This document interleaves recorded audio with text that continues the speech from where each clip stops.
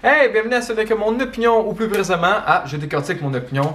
Aujourd'hui, bien sûr, je vais parler du vidéo que j'ai diffusé la semaine passée concernant plus précisément les lanceurs d'alerte, ou plus précisément la deuxième partie de Que la partie commence.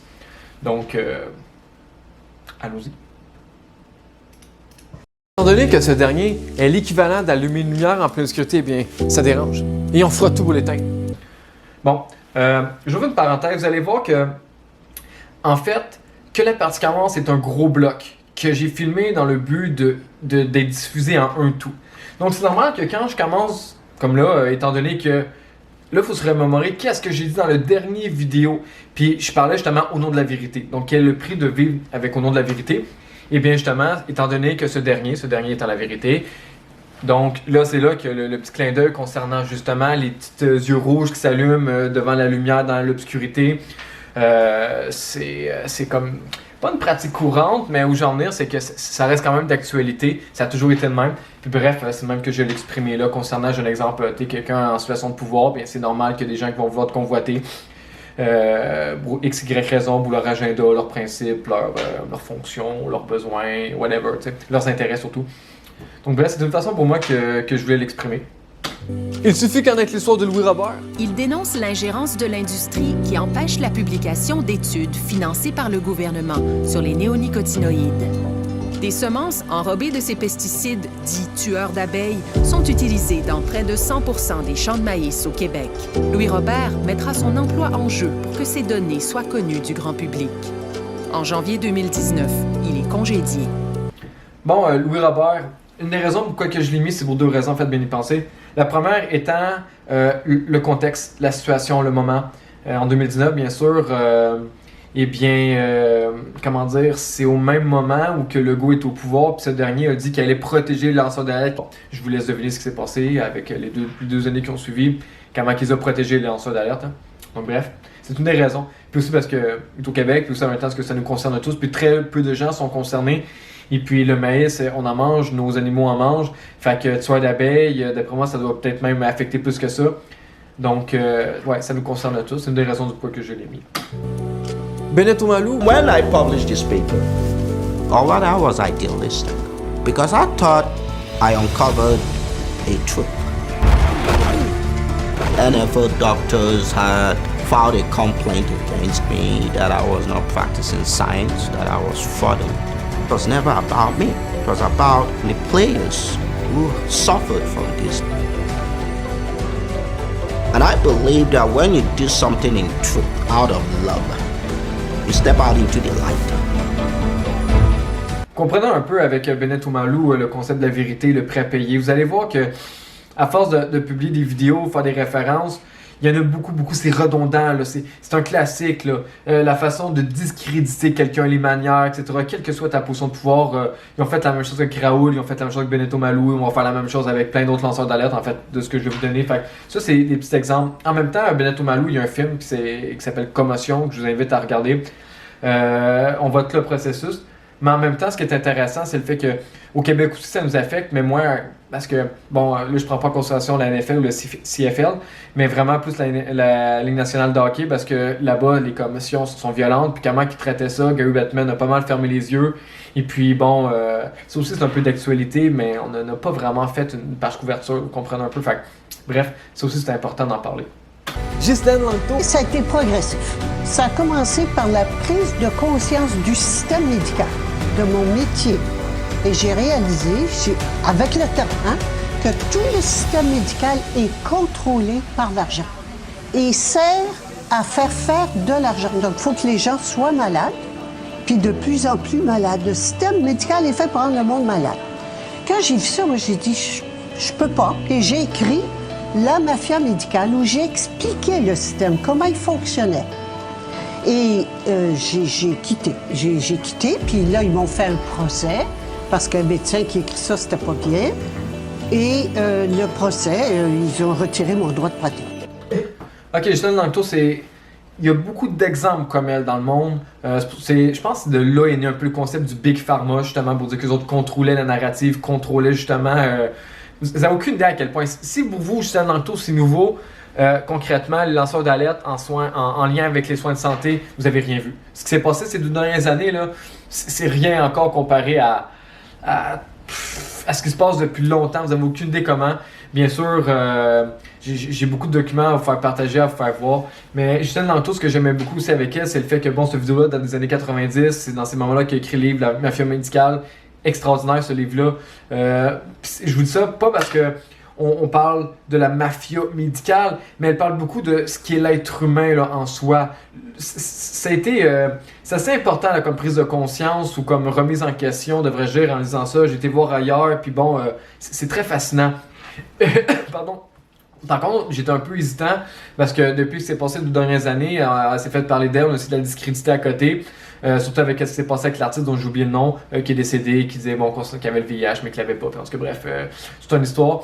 Donc, mais quand même, ça change pas que ce qu'elle a dit, les preuves qu'elle a amenées, puis surtout, on est comme, mettons que c'était fait en 95, j'ai un exemple, et puis on est en 2022, t'es rendu 17 ans plus tard, c'est toujours d'actualité, même encore plus là. Donc bref, elle méritait sa place. Edward Snowden! Ouais, surtout lui. Tout le monde le connaît, Edward Snowden. Si tu le connais pas. Edward Snowden is a coward. Si tu connais pas, c'est un joke. Ça va être très dur de comprendre dans quel monde qu'on vit.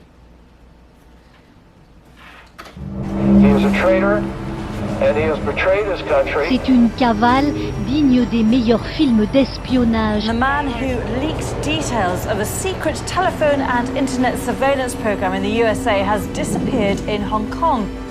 I don't know how anybody can view this person as anything other than a criminal. Que feriez-vous si vous étiez le directeur de la CIA ou le directeur de la NSA? Si vous saviez qu'un individu était sur le point de dévoiler la preuve que vous avez commis de graves crimes? Et si vous aviez les ressources disponibles pour stopper cette personne, y compris des forces meurtrières? Que feriez-vous? Ça, c'est une question quand même à $1 million. Qu'est-ce que vous ferez? Mettez-vous pas nécessairement à sa place. Il y a des gens qui peuvent se mettre à leur propre place. Je fais quoi avec ça? Si j'ai la vérité, il risque de se passer ça. Mais si j'ai pas la vérité, il risque aussi de se passer ça. Puis surtout avec ce qui vient de se passer ces 2 dernières années, écoute, je serais très sceptique que ça s'arrête là. Donc, le but étant que quand tu es confronté à devoir dire quelque chose qui pourrait affecter tout le monde, pour le bien, même si au départ ça peut paraître négatif, parce que la vérité, ça fait mal. Le mensonge, c'est intéressant parce que ça nous laisse place à l'imagination, puis bon, à se consoler, ou bref, un exemple que je peux te donner, mettons que tu as un être cher que tu apprécies ou que tu aimes énormément, puis que tu apprends qu'il est décédé, il y a des fortes chances que ta première réaction soit « Non, c'est pas vrai, jusqu'à temps que tu aies hors preuve tout doute. » Ça me dit pas cette phrase-là. Hors de tout raisonnable. Bref, qu'elle est réellement décédée, puis même encore, il y a des gens qui peuvent perdre un être cher, puis ça fait comme des mois, puis même des années, puis ils s'attendent des fois à ouvrir la porte, puis de le voir ou de la voir, tu sais. Donc, un deuil, c'est un peu le même concept là-dessus, justement. C'est une acceptation de faire quelque chose qui peut nous sembler inconcevable, mais quand on se rend compte à quel point ça peut affecter tout le monde, le vivre ensemble, on pourrait qualifier. Ouais. Je dis ça parce que on est tous confrontés, veut pas, à cette forme de situation-là, sans que ça soit mondial, sans que ça soit énorme, sans que ça soit médiatisé. Ça peut être juste dans ton entourage, en disant une vérité, en disant quelque chose que tu gardes dans toi-même depuis longtemps. Bref, c'est juste exprimé sous une forme différente. Galilée! L'Église va alors se faire méfiante de cet homme qui risque de bouleverser la stabilité du clergé en remettant en cause 1500 ans de dogmes fermement professés par le Vatican. Pour Galilée, il était évident que ses observations corroboraient la théorie copernicienne. Désormais, il n'hésitait plus à soutenir publiquement une vision héliocentriste de notre système solaire. Mais en 1633, l'Église déclare que l'hypothèse de Copernic devait être considérée comme hérétique et Galilée fut condamné par le Vatican pour complicité avec les idées héliocentristes de Copernic. Le savant doit revenir sur ses écrits en avouant s'être trompé. Ainsi que d'innombrables... Ouais, Galilée. J'ai aimé prendre Galilée pour une raison, parce que en théorie, tout le monde le connaît. Ça veut pas dire que tout le monde connaît son histoire pour autant, Mais au début, je voulais prendre Copernic, mais vu qu'il est mort avant de divulguer ses informations, ça fait pas un grand lanceur d'alerte. Puis bon, Galilée, c'est un bon exemple, mais surtout que je voulais m'en servir, pas juste parce que, bon, il est connu mondialement, mais c'est surtout parce que c'est une référence de dire que ce qui se passe présentement est autant d'actualité de ce qui se passait il y a des centaines d'années.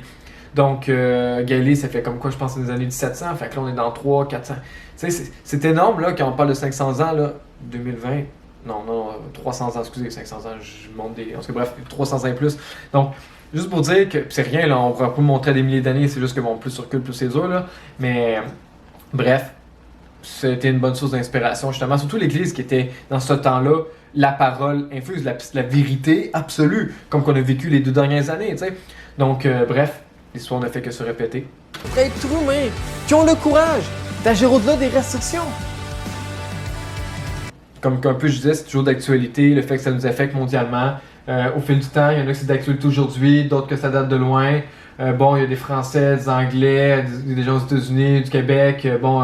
Gloriane Blais, c'est un très bon exemple. Raoul aussi, on le connaît. Enfin, bref, je vous invite justement à faire des investigations sur chacun d'eux. Je vais vous en donner plus en fil du temps parce que vous ne voulez pas, ils ont chacun leur histoire.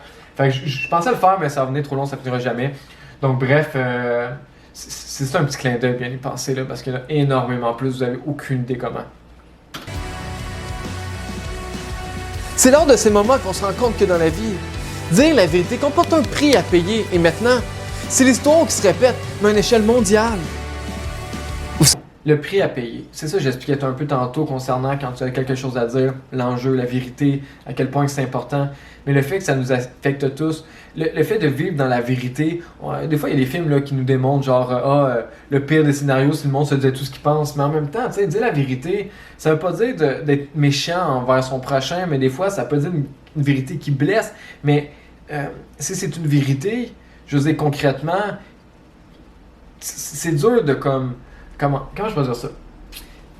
C'est dur à expliquer parce qu'on a tellement accepté le mensonge, c'est tellement rendu une monnaie courante, c'est tellement rendu, ancré dans notre vie que maintenant, dire la vérité, c'est pratiquement un crime. Donc, au travers de ça, être authentique, d'être soi-même, c'est une denrée rare dans la vie de tous les jours. Donc, le fait d'être capable d'être franc, de dire ce qu'on pense, en étant respectueux, bien sûr, dans une certaine du tact, on appelle ça, bien, ça peut juste affecter mondialement. Il faut prendre en considération que l'influence qu'on a envers notre prochain, c'est extrêmement plus énorme que vous pouvez l'imaginer. La meilleure comparaison que je peux vous faire, c'est avec, tu sais, l'ancien, on disait que bon, un battement d'aile peut créer un ouragan à l'autre bout du monde. C'est un peu le même concept. Vous n'avez aucune idée à quel point qu'une petite action que vous faites peut influencer beaucoup de gens. C'est pas des fois l'action en soi, mais des fois, c'est le fait que l'individu qui va vivre cette action-là va en parler à une personne, à un individu clé qui va comme par la suite faire un effet domino, ou qu'il y a des gens qui vont être témoins de ce que tu fais, qui vont faire « Ah, wow, avoir su », tu sais, mais pourtant, tu ne parles pas, mais là, t'écoutes, tu sais. Donc, il y a tellement d'influence qui se fait au travers dans la vie de tous les jours, les petites actions, surtout celui qu'on sous-estime le plus, qui peut faire justement l'effet boule de neige. Vous savez, j'ai eu beaucoup de difficultés à ne pas faire comme avant. C'est-à-dire, dire mon opinion, dénoncer la preuve à l'appui. Et non. Ça aurait été totalement inutile. Inutile à cause que j'utilisais la voie facile. La voie de la paresse intellectuelle. Je pointais du doigt, j'attaquais. J'ai laissé mes émotions prendre le dessus et puis ce jour... Oh oui, ce jour, j'ai finalement compris. Ouais. Pour ceux qui ont vu mes vidéos auparavant ou qui me connaissent personnellement, j'avais une approche assez... C'était dur de changer l'habitude. Vous savez, une habitude, quand c'est ancré, c'est très complexe à devoir changer. Parce qu'une habitude, ça le dit, c'est une habitude, et c'est tellement ancré que ça devient un réflexe. Tu as besoin de réfléchir pour faire l'action, tu fais l'action, un point c'est tout. C'est comme, mettons, tu es au gym, tu as l'habitude de squatter, mais tu réfléchis pas à ton squat, tu le fais un point c'est tout. Tu fais un sport, que ce soit le basket, le hockey, de la façon que tu reçois la puck, la balle, whatever, là, puis que tu fais l'action. Tu réfléchis pas à comment, là, tu le sais, c'est instinctivement, c'est un réflexe. Là. Donc, ça, c'est un peu la même chose que je faisais avant. Ces vidéos-là, c'est une partie de moi-même que je transmets. Donc, en ce moment, j'ai beaucoup travaillé sur moi-même. Je fais une évolution extraordinaire. Donc, pour moi, avant de partir à neuf, je voulais que le minimum de mon évolution soit fait. et puis que la confiance soit de mise. Donc, dans ce que je viens de dire en ce moment-là, ça a été vraiment compliqué parce que, bon, il y a plusieurs raisons, justement, comme je l'explique, mais surtout que je suis exigeant envers moi-même, surtout parce que je connais mes compétences, je connais de quoi je suis réellement capable, et le fait de voir que je suis capable de me rendre là, puis je me contente de ça, ça me fait littéralement. Donc, je vous laisse lire ses lèvres. Donc, voilà. Donc, sur ce, je vous laisse. Je vous souhaite une très bonne journée, soirée, nuit, tout dépendant à quel moment tu écoutes mon vidéo. Mais voilà, donc demain, le 30 décembre, pardon, sera à 18h la prochaine diffusion de Que la partie commence. 3e partie. Bye bye!